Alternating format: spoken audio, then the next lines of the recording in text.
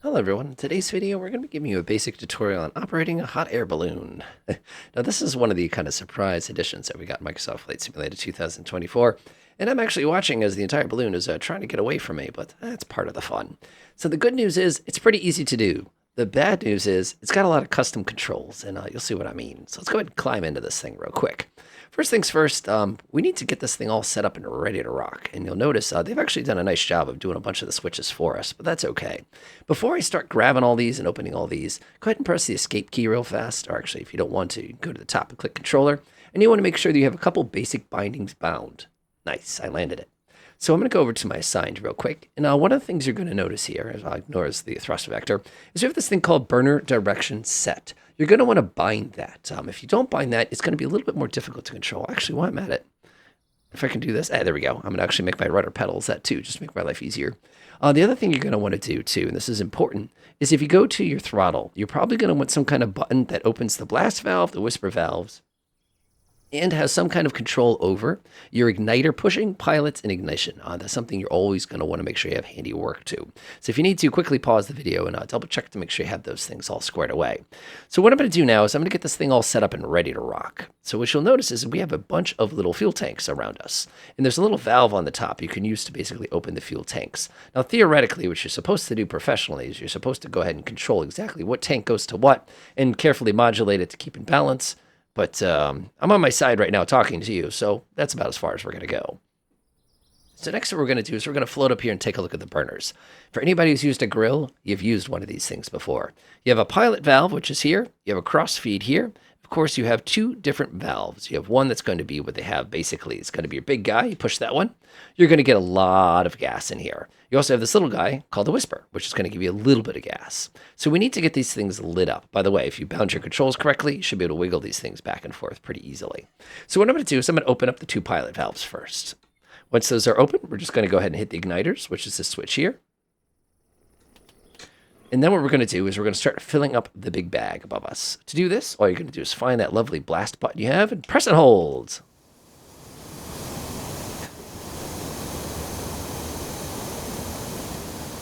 So what you'll observe is this thing slowly starts to fill, but the other thing you'll observe is once you get to the right temperature, this thing will suddenly start to lift itself up on its own. So we're going to get this up to about 50 Celsius. And you can see we need a little bit more if we're going to avoid those trees. I'm actually going to use a little bit of right foot here. And again, all we're doing is tilting the burners that direction, which slews us to the right. There we go. Looking pretty good. You can see we're floating up quite smoothly there over the lovely trees of Coventry here. Looks good to me. Looks good to me. Give it another blast.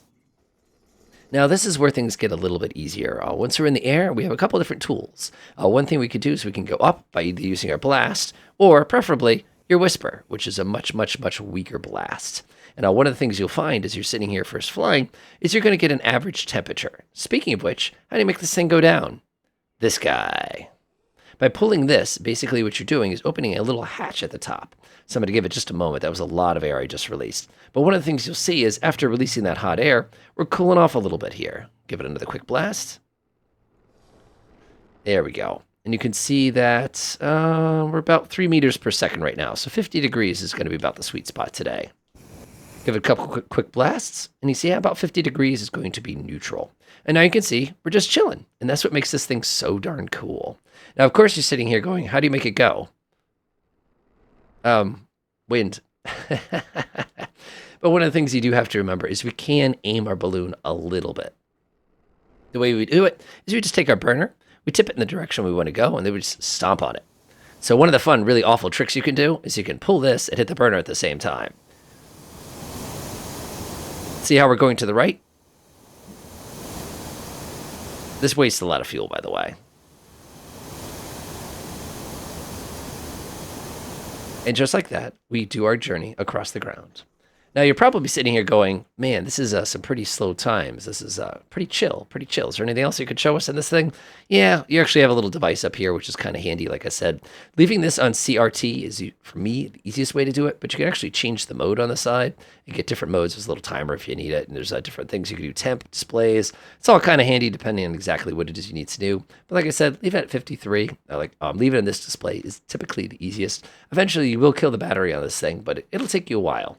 Now you're sitting here going, how do you land? Well, step one is finding something we can land. Hang on a second. Well, that was handy. I'm glad that really strong gust of wind got us in position. So what we're going to do is we're going to use our handy-dandy little parachute valve here, and we're going to give it just a tug. Now, you're going to start coming down fast with this thing, so don't stand on it. And to keep in mind, you're going to be having natural cooling as well. So you can see at about 41 Celsius, again, it'll be different based on ambient temperature, we've got a nice sink rate going on here.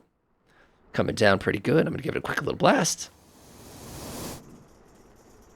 Nice. You can see just how fast one blast will get you right back up. I'm going to slew to the left a little bit.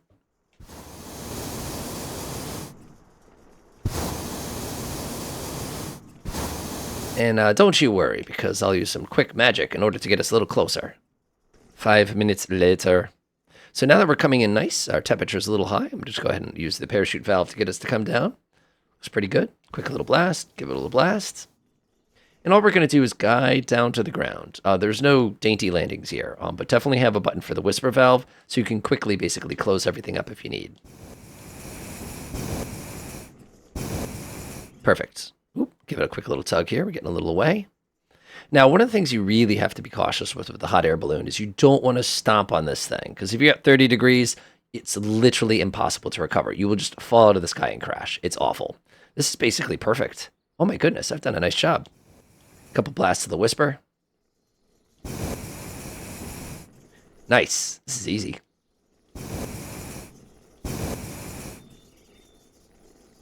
Man, I'm a lot better at this than I used to be.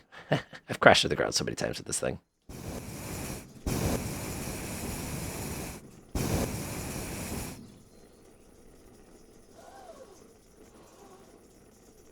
Oop, spoke too soon, right? Does anybody see that animal? You all seeing this? They're horses.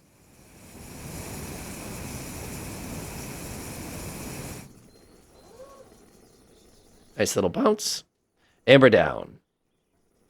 Securing this thing is relatively simple. One thing you're going to want to do is you're going to shut off your burners. If you leave them on, of course, you could run into a new problem, which is called fire. And you definitely don't want to be on fire with a giant bag. And there's a horse coming right for us. But that's really all there is to hot air balloons. There's another hot air balloon in this game, which actually has a little propeller on the back. That thing's a ton of fun to play with as well. The important thing to know about that particular one, though, is you just have to realize that you don't have unlimited battery. And that's for another day. Enjoy.